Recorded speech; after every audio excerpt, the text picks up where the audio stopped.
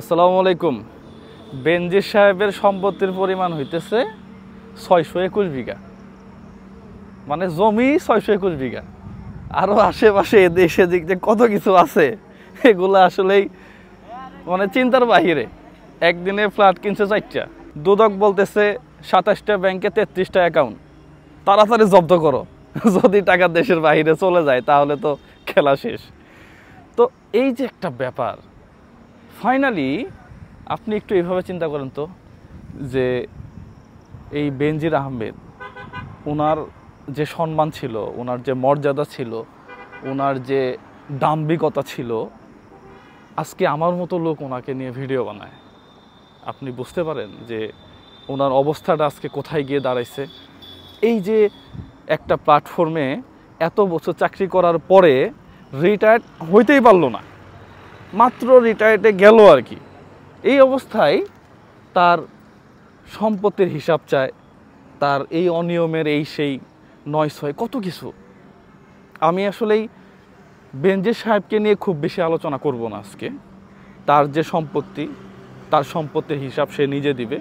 এইটা দুর্নীতি দমন কমিশন, দুদক দেখবে, প্রমাণ হইলে বিচার হবে। আর যদি সে লিগ্যাল ওয়েতে এটা কামায় থাকে তাহলে সে পার পেয়ে যাবে। কিন্তু এই যে দেখেন তো, 621 বিঘা শুধুমাত্র জমি, মানে একটা এলাকায় তো হয়ে গেছে পুরাটাই। একজন মানুষের আসলে আদৌ কি এত জমি লাগে? একজন মানুষের আদৌ কি এত সম্পত্তি লাগে? আপনি এটাকে কিভাবে ব্যাখ্যা দিবেন আমি জানি না। এইটা এক ধরনের অসুস্থতামি আমার কাছে যেটা মনে হয় আর কি। উনি যে জায়গাতে জব করতো সেখানে তার পুরা জব সেক্টরের ইনকাম হয়েছে 2 কোটির আশেপাশে। ঠিক সেই অবস্থায় মানে তার স্যালারি আর কি। তো স্যালারি 2 কোটি আশেপাশে হওয়াতে এই যে 600-650 বিঘা জমি, এই যে এত এত ফ্ল্যাট, বন কাইটে রেস্টুরেন্ট বানানো, তো এগুলা কেমনে হইল?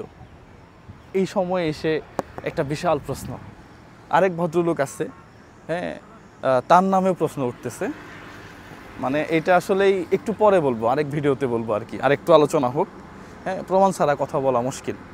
তো এই যে বেনজির সাহেব যে কাজগুলো করছে, এখন অনেকাংশেই প্রায় প্রমাণিত যে তিনি 9-6 করছে। তাহলে একেবারে টোটাল হিসাবটা যদি আমি মিলাই, এই ভদ্রলোকের এই যে এত বছরের কেরিয়ারে সে করলোটা কি? তার পাওয়া বলতে আর কিছুই নাই, তার তৃপ্তি বলতে আর কিছুই নাই। সে টোটালি একটা মানে জিরো একটা সম্মান, শ্রদ্ধা, ভালোবাসা, ইমেজ নিয়ে সে তার চাকরি থেকে বের হয়ে আসলো। এটা থেকে এই শিক্ষাটাই আমরা নিতে পারি যে আপনি যত বড়ই ক্ষমতাশালী হন না কেন, আপনার ক্ষমতা একটা সময় চলে যাবে, আপনার দাম্ভিকতা একটা সময় চলে যাবে। এই অবস্থায় আপনি যদি চিন্তা করেন যে না সব কিছু করে ফেলবো, সম্ভব না। আমরা এই বাংলাদেশে অনেক বড় বড় মানুষের বিচার হইতে দেখছি। বাংলা ভাই তারা টপ খুনি, নামও বলতে পারতেছি না এখন, বিচার হয়েছে। কিন্তু যারা আস্ত মানুষকে মাগুর মাছ দিয়ে খাওয়ায় ফেলতো, এই অবস্থা, সুযোগ নাই কারো। হয়তো এখন বিচার হবে না, কিন্তু একটা সময় গিয়ে ঠিকই ধরা পড়বেন। এই জন্য আমার মনে হয় যে চলাফেরা করার সময় একটু ন্যায় নীতি ভিতরে আসা উচিত। পাশাপাশি এই যে বেনজির সাহেব থেকে একটা শিক্ষা আমরা প্রত্যেকেই নিতে পারি, যে চলাফেরা করার সময় একটু পয়সাপাতি নেওয়ার সময় একটু হিসাব করে নেওয়া আর কি, ক্ষমতার সঠিক ব্যবহার করা।